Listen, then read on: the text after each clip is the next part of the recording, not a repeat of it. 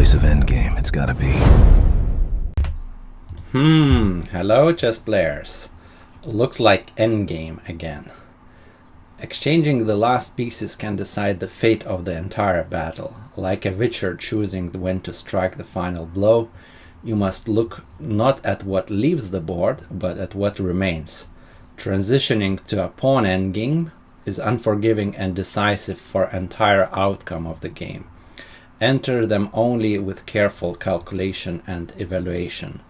So we've covered a lot of topics in previous practical endgame lessons.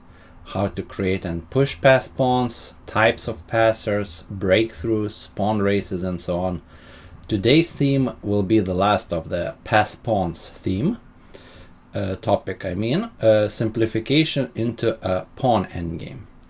And then we'll cover the next theme, probably about, it's going to be about king activity or piece activity.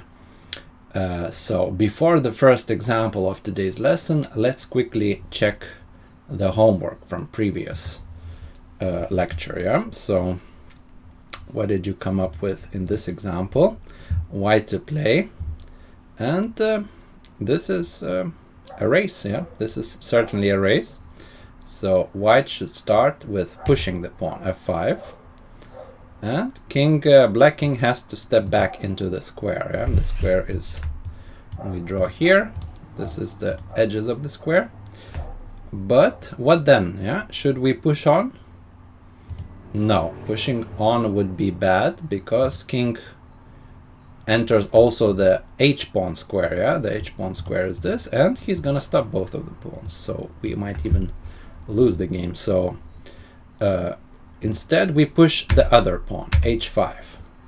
Okay, black is not in time now, so he has to counter back by pushing his own pawns. So it's purely a pawn race now. So what now?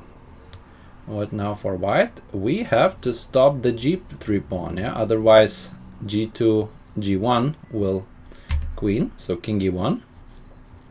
It's essential to postpone an eventual check from the d pawn. We don't want to go to e2, for example, because this is gonna be with check and we're gonna waste time. So king e1 is essential move. d4, black also pushes, and it's a race. King d6, h6. White's technique is becoming clear. First the f pawn will be advanced, threatening to promote with check, and its mission will be to decoy the king back to the 8th rank, as we'll see. So g2, if d3, f7, king e7, h7, it's the same. So g2, king of course stops the g2 pawn.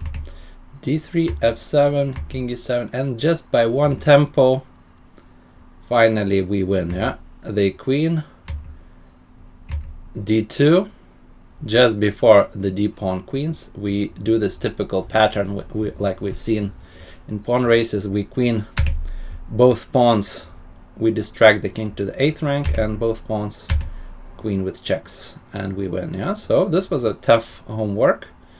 I hope you've seen especially this king e1 move. King e1 was essential to not king e2 because you run into tempos, but king e1 to stop the g pawn. Tactics howling. Okay, let's start today's lesson with first example. So simplifying to a pawn endgame. How should we play with white? This is a rather easy one, so pause the video if needed. What's the first right move? Is rook b7. We want to transpose into a winning pawn endgame, since we were pawn up already. So always it's important to remember this technique. When you're pawn up, exchanging last pieces usually leads to, most of the time leads to winning pawn endgame. So if black exchanges, this is super easily winning. We are just first with the king to the pawns and we pick them both. And if, of course, they have to move the rook, not exchange, but then we do what? We take the f7 pawn, they take the a6 pawn, and then again we use the same technique. We always offer this exchange with something else, with threatening other pawns, using simplification technique. And if rook a5, then king moves in. If rook a4, it's the same thing. Yeah, king moves in, and we are much closer with the king. Just be sure not to take it immediately. Yeah, always watch out for cheap tricks. The king will just advance, and most likely king will take it himself. Yeah, the pawn, and then it's easily winning. Okay, next example. Well, another easy one. Black to move wouldn't lose, yeah, here, but it's white's turn. So white exploits the moment, yeah, how? Bishop e4, as the saying goes, yeah, to reach the winning pawn endgame, but the saying is what? We don't want to exchange pawns. This would be a horrible blunder. Hg, bishop g4, and even without the bishop, black would make a draw, yeah, because this is the wrong corner. So the rule in general is, if you're winning in material, exchange pieces, not pawns. Yeah, so we want to exchange pieces when we're up some pawns in endgame, not the pawns itself. Pawns itself, the defender, yeah, the weaker side wants to exchange to make a draw. So bishop e4 is the winning move. Of course, if they take, our king is just flanking. Yeah, now king e5, and we're gonna flank and win eventually this h5 pawn. And if king g7, then we exchange. And what next? Yeah, now it's a crucial moment. Think about it. Where should we go? f4 or e4? King f4 would blow up the victory. Yeah, king f6, opposition, and it's only draw. So of course king e4 we use diagonal opposition. Yeah, one square apart diagonally, kings staring at each other, and it transposes into a normal opposition, but it's black to move, so they have to give way. And we flank him again, yeah, and we win the h5 pawn. Okay, rather easy first examples. And let's continue. Knight endgames can be filled with tricks, yeah, but here white has a direct path to victory. How? Think about it and decide a couple next moves, yeah, what you're gonna play. Knight c3 is the right idea.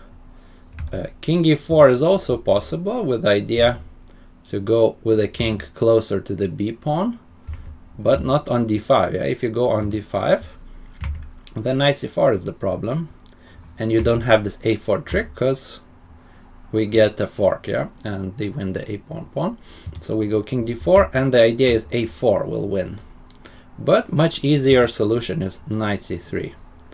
We go directly attack this pawn, and what? They have to defend it, yeah, knight d6. If they don't defend it, if they give a check, we just go king e4 and b5 pawn falls. So knight d6, and then what? Did you see the next move from the starting position? Knight e4, of course. We force the knight exchange since we were pawn up. We go into the pawn endgame, and white's extra material will be winning, yeah. But for contrast, yeah, h4 creation of a pass pawn would be a bad idea actually here. Yeah, we are left in the knight endgame, and for example, black has a specific idea to sacrifice the knight in some way in this line. Yeah, we push the pawn, we advance, but they can sacrifice eventually the knight by distracting our king, and knight a3 is the right idea, and it's a draw. Yeah, they win the last pawn. So of course we trade the knights, we go into pawn endgame, we're pawn up, and it's easily winning. Yeah, we have to just see that creation of a pass pawn, the outside passer, which will distract the king, easily winning. Yeah, we go directly, we don't even need to push the pawn, we go directly, win this and win the game. Yeah, so I hope you've seen this knight c3 to e4 idea, and let's go next. Okay, this is actually an example from Yusupov book, yeah, this famous 9-book series. Don't remember exactly from which one, but it's a game between Yusupov-Gerusel, 1981. And how does white win? Yeah, please pause the video if you need and calculate, yeah, how can we win with white. Well, the first move is queen c7. We kind of limit black's options, yeah. They have to go either to e8, because I think the e8 is the only square, yeah. If they go king e6, did you see the skewer, yeah, skewer, and we win. And if they go to f8, what then? It's a mate. Yeah, it's a mate. So king e8 is the only move. But did you see the next move? I hope you've seen king f6. And actually here black resigned. Why? Any check on the long diagonal will be queen exchange, actually. Yeah? Queen e5, we have this cover and check. So, and we also threaten what? Other threat is mate in couple ways. Yeah, so they cannot protect against multiple threats. So for example, queen b2, queen e5, we force the exchange and we easily win this endgame. We can go, I think, directly, yeah, for this pawn and win. And this f pawn will always distract the king. So yeah, I hope you've seen king f6, yeah, a very important move, second move to see. If you didn't see it, then it's not clear, yeah. Then you should really calculate, yeah, calculate. If you're just giving checks randomly, you should really focus, yeah, on seeing the second, third move, yeah, in the endgame, how we exchange. Okay, next example. Here we have black to play. We are actually a pawn down now, and we would like to make a draw, yeah. So how would you play as black? Black to move. Okay, did you come up with rook c5? But that is actually a fatal mistake. So not every simplification is correct, yeah. You have to calculate and evaluate. The correct move is staying in the rook endgame. h4. Yeah, we put the rook kind of behind. We will put behind the passer eventually, yeah. And that way, yeah, we're waiting for h7 maybe. And that way we're gonna have good drawing chances here. So rook c5 is a big mistake because white wins now. Yeah, but it's not easy. It was the game actually Korchnoi versus Trent 2009. So yeah, black thought they were making a draw, maybe a pawn race. So, but now let's find how white wins. Yeah, what's the key move now for white? Definitely not h4. Yeah, a5 and both sides will queen because this pawn blocks the diagonal. So even if white queens first, yeah, black will queen, and since this pawn is here, it's gonna be a drawish queen endgame. So king f3, white played. He's getting back into what? Into square of the a pawn. He's intending to stop the a pawn and then advance his own h pawn. a5, king e2, king c4. Yeah, if a4, then king approaches. King e2, king c4, king d2, king b3. Finally we push. So I think black was banging on this line, yeah. They thought they were making a draw, but they didn't calculate fully the line. And now a4 was played in the game. If king b2, the problem is we queen now first and then do what? Yeah, we exchange queens on diagonal. c4, we exchange and we have another promotion with the remaining pawn. So a4, yeah, now super important move, king c1, trying to block, yeah, trying to go to block this a pawn. So king e2 was played, but king e2 steps in front of the pawn, so black loses a tempo, and that's how just need not to make a stalemate. So here actually after king d2, black resigned, yeah, because it's the same thing. we're exchanging the queens either way. Yeah? King b1, for example, not king b2, but we're exchanging queens anyway. So, and with the remaining pawn, we will queen. So I thought this was, yeah, excellent illustration. Not every simplification works. You have to really make sure, yeah, when you're trying to make a draw, that it works, because it's super risky going into pawn endgame being down, yeah, some pawns. So always think, yeah, if it's really good. All right. The next example is from a game Kasparov-Vukic. Yeah? It was 1980 when Kasparov, I think, was still young, yeah, improving world-class player. So how did he win this as white? Yeah, what to find the best continuation for white? We exchange everything. That's how he won.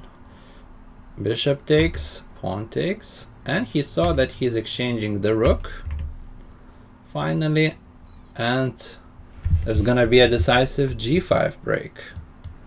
Either that, or let's see how. Actually here, after rook d1, black even resigned, because strong players see how they lose. So rook d1, for example, let's see some lines. King d1, king c5. If king c5, then we go for g5, and we just break through, yeah, break through and win. And if king d6, the idea is we break through like this, but now king is in the square, so we need to do what? We need to advance the other flank, yeah, where we have majority. So b5, and finally we have two outside passers, big distance between them, yeah, they easily win. So kind of easy example from Kasparov game. Yeah, always be careful, especially on defending side, yeah, so that opponent cannot exchange immediately everything into a pawn endgame. Yeah, so this rook d6 was kind of stuck here. Okay. This example, yeah, this was from the game Hanley-Townsend 2012.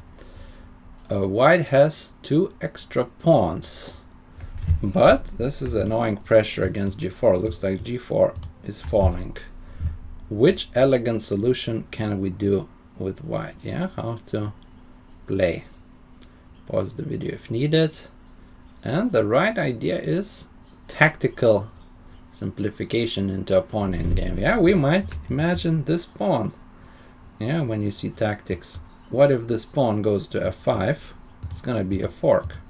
So we just need to move the rook somewhere, yeah? And the right idea is moving it even here, rook g5. Because we're gonna win the rook back, yeah, with f5. So rook b5 also works, yeah, if you thought about moving it here. Then we're gonna maybe, yeah, if we stay in the rook endgame, for example, we're gonna win that as well. So, but rook g5 is easier to understand. Now if f takes, yeah, we go f5. We win back the rook, and king c3. King is advancing to the center, and we win. So rook g5 was played. Fg, Fg. Now what? Super important moment now. I hope you've seen from afar, yeah, what to do now for white. If you thought king c3 bringing the king, this is not winning. Yeah, this is only a draw because the pawn race starts. Yeah, black is going for our g pawn, and we are not fast enough with these pawns. Yeah, this is only good enough for a draw. So super important move now. We start the pawn race. c4. We launch these pawns. King e5, b4, king f4, b5, king g4, and now what? I hope you see the next move. Yeah, we use the breakthrough idea. So we have 3 against 2, c5. White wins the race with the breakthrough. Yeah, much faster advancement. If takes, then we can yeah, we can basically sacrifice any of these pawns. Yeah, maybe c6, and we promote much faster. All right. The next example is actually from my own game. So I had this game in a classical tournament, and I was playing against like master level player. Here, as black managed to win an exchange, but now this was the final stage of the game. How to win actually with black to play? What would be your idea? So I first gave a check. I think maybe rook e5 is also good, yeah, to go rook e1.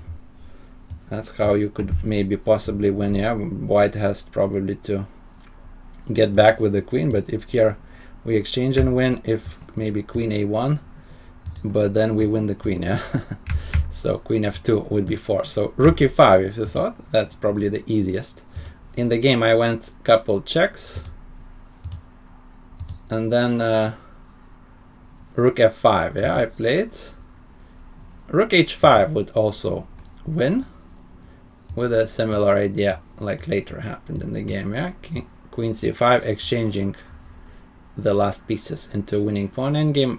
I kinda was in maybe time trouble, so played one move, but finally saw the idea here. Rook h5, and we go into pawn endgame, simplifying into winning pawn endgame. White resigned because black is easily winning, yeah. We have outside passer, we go with the king for the g2 pawn. So if you thought, yeah, at the beginning the right idea is rook e5 that wins, or this exchange idea, yeah, on c5, that also wins. Okay, next game. How do you like that, Silver? This was from Timman-Hellsten, yeah. Hellsten is the author of this endgame strategy book I use a lot of examples from, so this was interesting to see. White managed to win this, yeah, but we need to find out how. So how to simplify here, and kind of easy to see. We exchange the rook.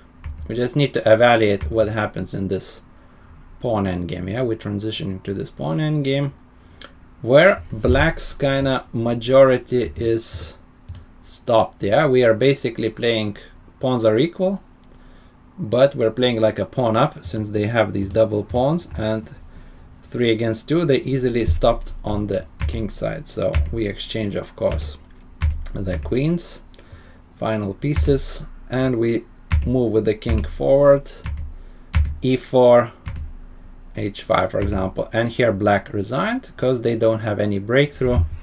Eventually white will just wait, black will run out of moves, and this passer will be pushed. So white is playing like dynamically pawn up in this pawn endgame. Okay, the next one, and this one is very interesting. It was from some players you can find in description. I don't want to butcher the names. Seems like Latin American names. So here we have black pieces. White is kind of minimally better, yeah, but probably it's just equal. Pawns are equal because of these double pawns, yeah. Structurally very tiny better, but it's black to move. And what should black do? Should you go for exchange? Should you stay in the queen endgame? What will be your decision? We probably, with black, it's good for draw. Yeah, some threats, queen c8, winning some pawns. So what would you do as black? In the game, queen c6 was played, but that was big mistake. A bad idea, simplifying into pawn endgame. You have to be absolutely 100% sure that it works, that you're gonna make a draw actually, yeah. But this is a very long calculation, like what happens when the king approaches, yeah, white, how are you going to defend? Probably white king will be better placed, yeah. We are gonna come with the king only on d6 or c7 most likely. So this was a very risky decision. Queen d5, if you thought about that, that's the right idea, staying in the queen endgame, and black should make a draw, centralizing the queen here, defending everything. We just should stay put, maybe put some pawns on defensive squares, yeah, they did defend each other, and then you can advance the king, yeah, once everything is protected, for example this stuff, yeah, and then you can move the king maybe. But in the game this was played, so now it's time to look from the white side how we should win this. So what would be your next idea. So of course we need to bring the king first, yeah, fashion. White sends their king where? This king is going, I think, somewhere here, yeah, to b4, trying to invade through these squares. So king f8, king e1, king d2, and you see, just like I said, white will have more active king. So this is huge already, yeah. So I don't know what black thought when he was exchanging queens. Did he see what happens in this position? I think not. So king b6, and now what for white? And actually in the game, very different thing happened. It's a dramatic, tragicomic kind of drama happened, but in a bad way. Yeah. b4 was played in the game took a different totally turn. Yeah, they didn't move the king up trying to dislodge the black king, but they pushed the pawns, and let's quickly see what happened actually in the real game. White just pushed the pawns, but now they did a big blunder. King c3, and it's a draw, yeah, should be, but white pushed the pawn further, and in fact this move seems to be even losing for white. So wow, what a turn of events, yeah. Like white was pushing and then suddenly they lost the game. How? He's running out of moves. King is pushed back. Black remaneuvered the king to d6, put the king on d5, and suddenly kind of white is running out of moves. King b3, now what? How do we break through here? Yeah, e5, e5, d, fe, and suddenly c5, and black is winning like this opposition, and white resigned even here in view of this, yeah, and we are gonna outflank the king, win the a pawn, and we're winning this game. So what a turn of events, yeah. b4, this was a huge mistake. So how white should have won this? Definitely not b4, but king b4. We need to activate the king. We need to break through the king into black's position, yeah, not push the pawns. So a5, check, yeah, could be the line, taking away the b4 square. If h5 or any other move, white will respond, yeah, with just waiting, and he's gonna stay on c4 and b4 until black runs out of moves, yeah, and then we're gonna advance with the king. So similar thing happened in the game, yeah. White stayed here, and now what? Yeah, since black already pushed the pawns, that will give you some ideas, yeah, what to do here. Not b4 again, a4, yeah, and it's not clear, probably draw. g6, after g6, a4 is the right idea, preparing the creation of an outside pass pawn. Next move is coming b4, and we'll have a pawn passer. So, and this is kind of very easy to understand if you looked at previous lessons, yeah.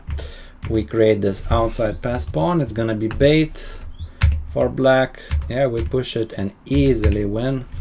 Our king is much closer to their pawns and we capture them all. So yeah, what a dramatic game, yeah. Queen c6 first move was a bad mistake, which should lose black the game, and black actually won the game. So yeah, kind of amateur games, but very important lessons from this, yeah, to learn.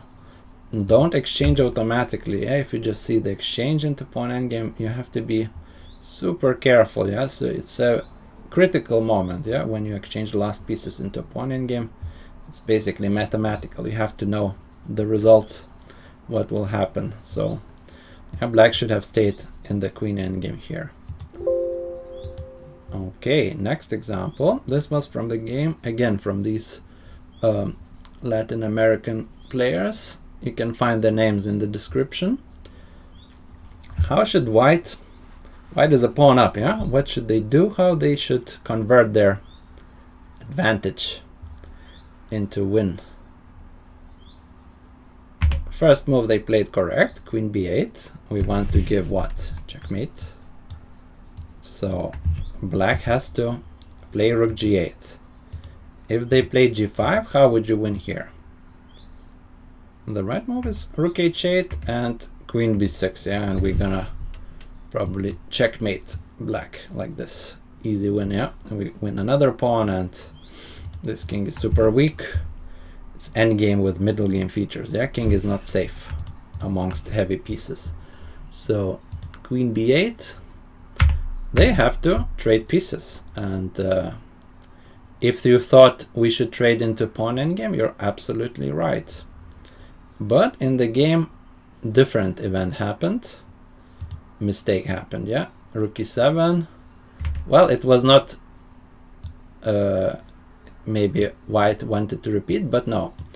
This was still winning, yeah, after exchange. But they now went a bit different, but in the wrong way. And they exchanged the queens into a rook endgame, which is actually most likely a drawish, yeah, because 4 against 3, we know, theoretical draw. And game ended actually in a draw, so that's how game went. But of course, we trade everything. We trade into a winning pawn endgame, yeah, much easier, and it's a big difference from a rook endgame. King g2, and white wins comfortably here.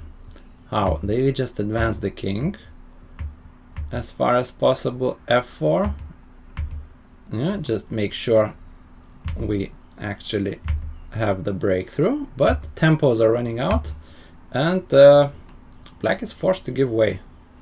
Opposition, black has run out of tempos, king has to move aside, and we do what? We just push the pawn e4, easily winning f5, yeah, and we win with a protected passer. Easy win here. We're gonna capture the g5 eventually. All right,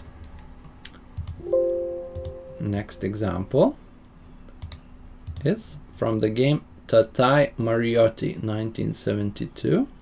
It's black to play, yeah? First, what we can notice is black is kind of racing, yeah. He wants to do c4, sacrifice, then go with the b pawn. But should we stay in the queen endgame for that, or can we somehow manage to exchange the queens? So what will be your move? I hope not c4, yeah. c4, well, black, white cannot take here actually, yeah, because then we exchange queens and we win. But they would start giving some plenty of checks, and this is totally not clear, yeah, what's happening. It's gonna be a race, but in the queen endgame things become very complex here. With the good play, maybe a draw, yeah, here, but we don't need such complexity. We can win by doing what move? Not c4, but a little tactic, g4. g4 and what? I hope you've seen this idea. King g4, queen f5 mate. So they cannot take with the king.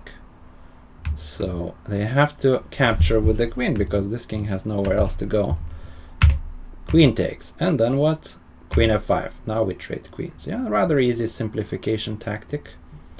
If queen is exchanged immediately, then our king stops these pawns, and white king is not in the square. Yeah? c4 breakthrough wins. We queen first, and in the game this happened, yeah, h5. Now you can trade the queens if you want as well. This would win because we're queening.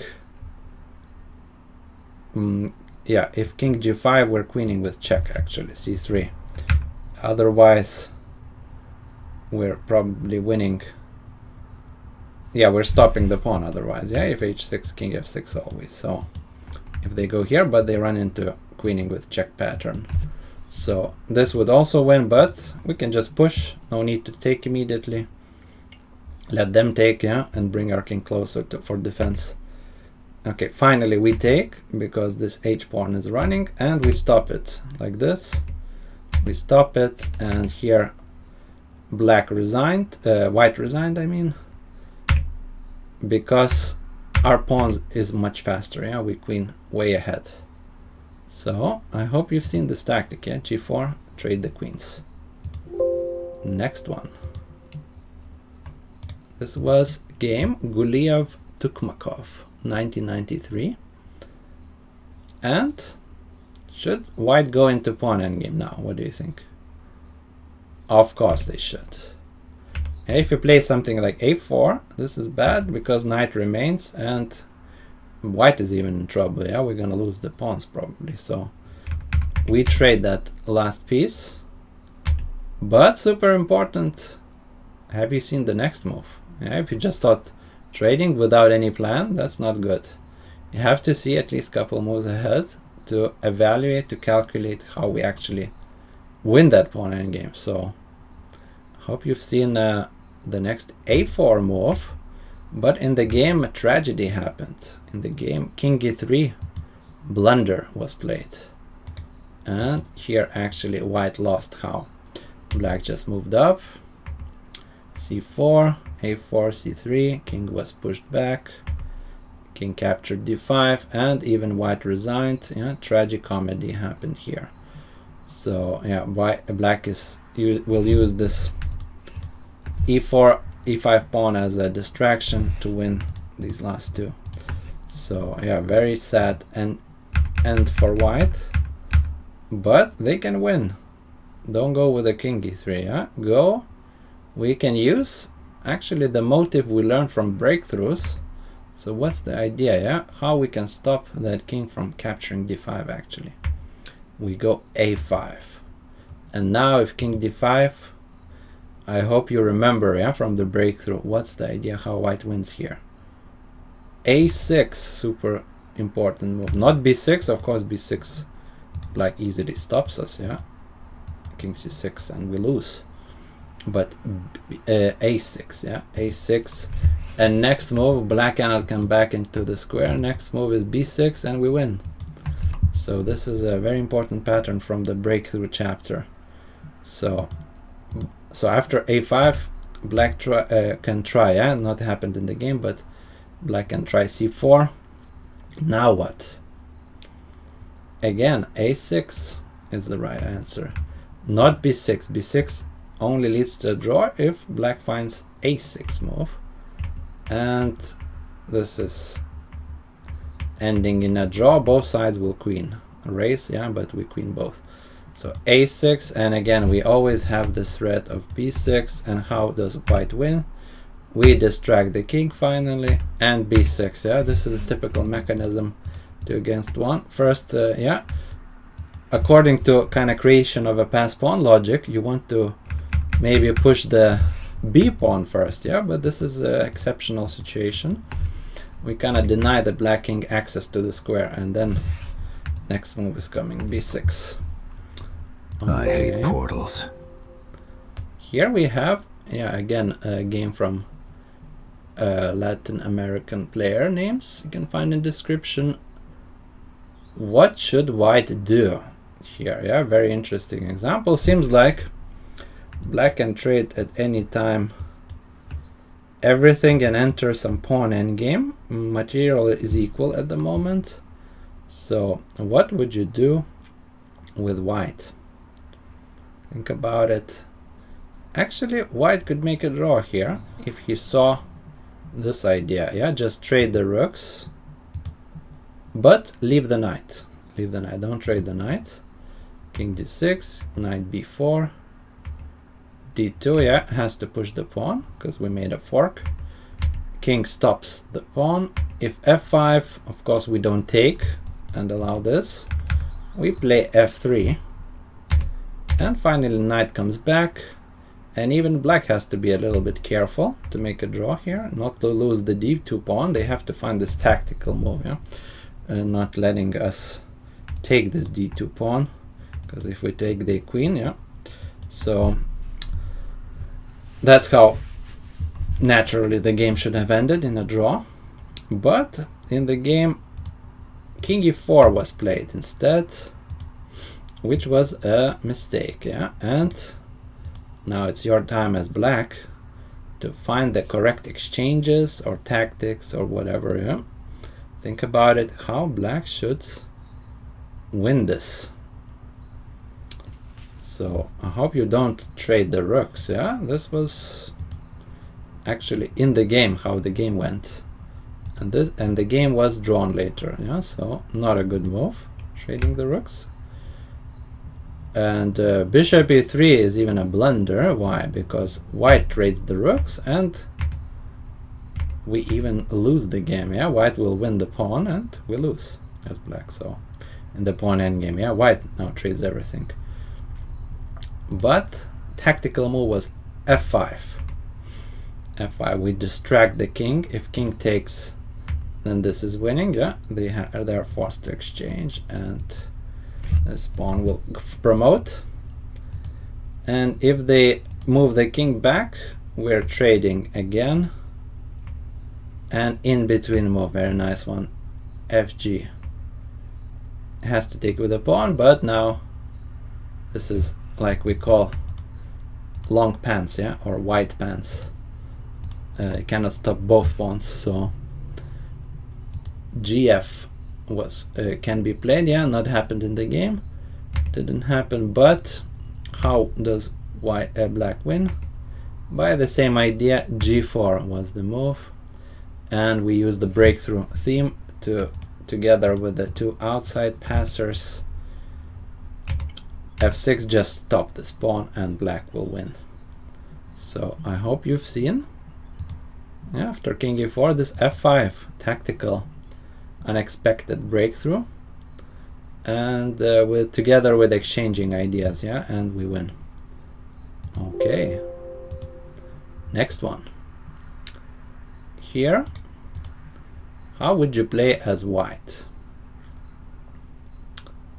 I hope you didn't play bishop d2. That what happened in the game, but due to black's more active king, we actually lose this endgame. So correct move was staying in the bishop versus knight endgame, something like this, yeah.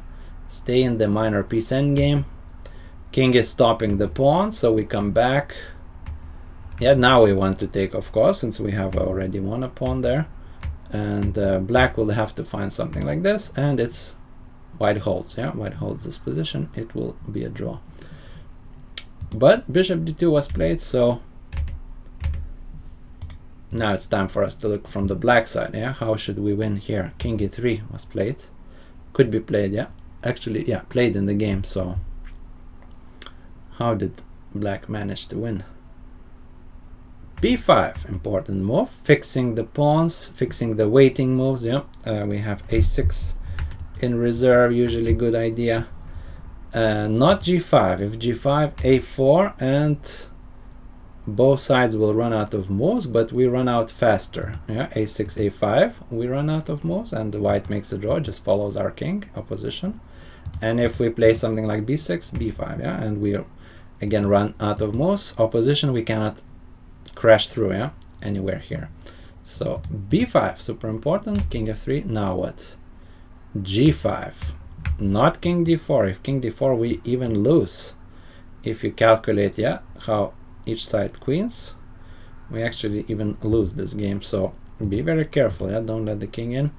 g5, and finally, this is why we played b5, a6. We use the reserve tempo, and now opposition is in our favor, yeah. We are flanking, the king has to give way.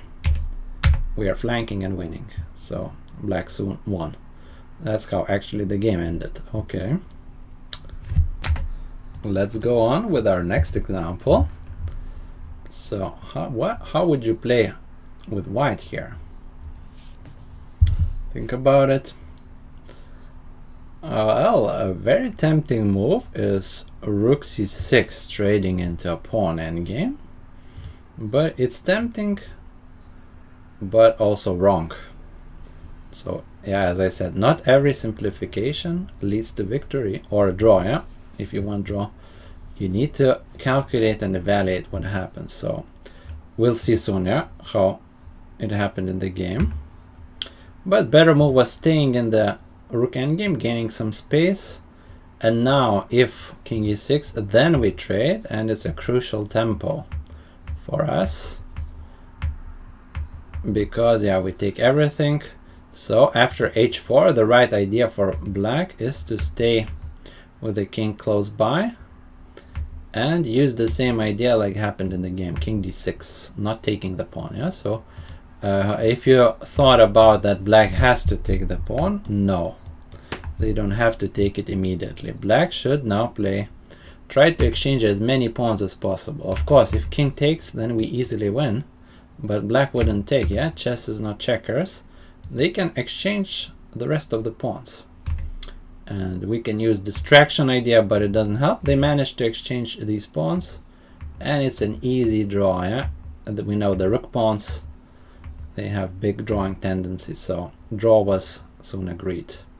So yeah, very tempting move, yeah, but not every exchange works. You have to calculate to evaluate.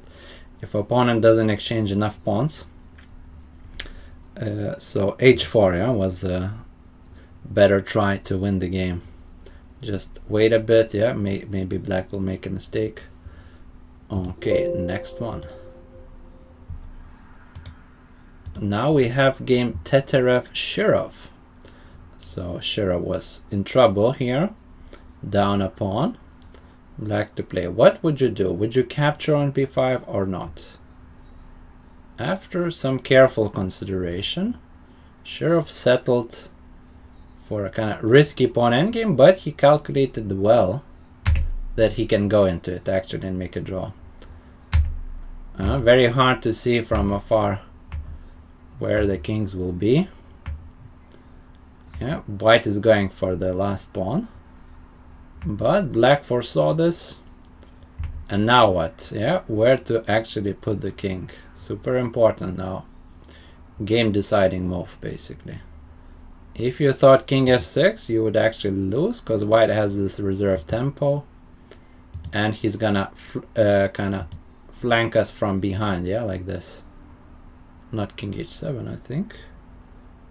Yeah, if king h7, we might actually draw, or not, or maybe king g7 should be. Yeah, maybe I entered wrong this move.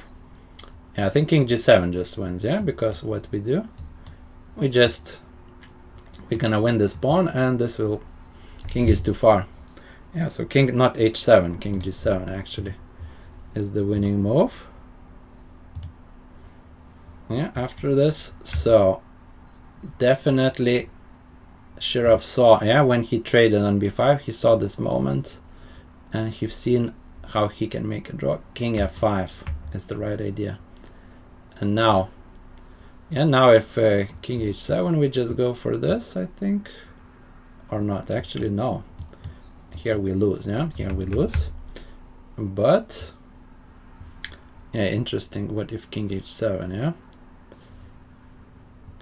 Maybe just king f6, yeah, that's how we draw. Yeah, and here we go back. So king h5 was in the game, but yeah, now if king g6, well, maybe I missed something. Yeah, I think if king h7, easier way to draw is this, yeah, just take and go after h2 pawn, yeah, that's how. So that's why white played king h5, king f4. Now again, if king g6 trying to kind of outflank us, we trade the pawns and we draw. H pawn is gonna be captured. So king f4, h3, and finally this, yeah, black extracted this tempo move, and now he goes into opposition. And here, this is kind of horizontal opposition, it's called. And he just follows the king, and there is no breakthrough, yeah? We just make a draw like this. So very, very good calculation for black, how he can make a draw in the pawn endgame. He evaluated perfectly, yeah, how he draws here. All right. And we go to our final example. This was played by Anand against Grigoryan, I think Chessmood founder. So I found this kind of interesting game. Black played rook b2 check, and now you need, white is a pawn up in the rook endgame, yeah, but it's not easy to move that pawn since our rook is in front. But how can you find a plan for white? How white should win this? Not easy to find unless you know this technique. So king c6 was played. Now in the game black went back, but if they keep checking us, king d6, and keep checking us. Our king actually will go to just f5 and start picking these pawns. Yeah, and you can never, you have to always move the rook to a2. Yeah, if you start capturing, you're gonna lose by this. Yeah, and with queen. So if they keep checking, our king just goes to f5. But now what? Yeah, a rook a2. This was variation from the game, didn't happen, but rook a2. How would you win with white? This is very important to know, this idea in the rook endgames. Not rook d8. Yeah, you might thought you exchanged this way, but as usual, black has a check on the way to do something, as happens in the rook endgames. And after rook a6, they are in good chances to make a draw here. Yeah, they will make a draw because they win this pawn and they keep start checking. Yeah, start checking us, and it's a draw. So not rook d8, but rook c8. Super important move to shelter from the side check. Yeah, if now rook a6, we shelter with this move, and we're gonna win this. Yeah, because they cannot, like, we're gonna activate our rook more. Yeah, if they don't take the pawn. If they take, then it's a win. But rook c8. Yeah, if they take, let's see this line. Yeah, this is actually what it's called long opposition. Yeah, distant opposition, odd number of squares. It's gonna transpose to a normal opposition. So in the game, similar way happened. Rook a2, rook d8 now. So now rook a6 no longer works, king is too close. So rook a7 has to be played already. But I hope you've seen this idea, exchanging rooks. And king f7, and finally we also can play f3, reserve move, and win this way, also good. In the game, king d6 was chosen, king f6, king d5, f3. Yeah, black is running out of moves. But white just went back with opposition, and king f7, and black resigned, not waiting for the last move, king e5, because they're gonna get outflanked. Yeah, like this, easily outflanking and winning everything. Place So, of power. yeah, It's nice gotta be. idea in the rook endgame to end this simplification theme to a pawn endgame. Yeah, from various endgames. So yeah, very important. This king moves a bit away, and then you can sack that pawn and go into pawn endgame. Yeah, winning pawn endgame since your king is more active. I hope you enjoyed all these examples. And finally, here is your homework assignment. Yeah, let's test your knowledge, what you learned from this lesson. So it's white to play. Yeah, next endgame, practical endgame lesson will be already a different theme, but we're gonna see the answer of the homework there. So yeah, hope you enjoyed the video. Thanks for watching, and see you in the next ones. Bye bye.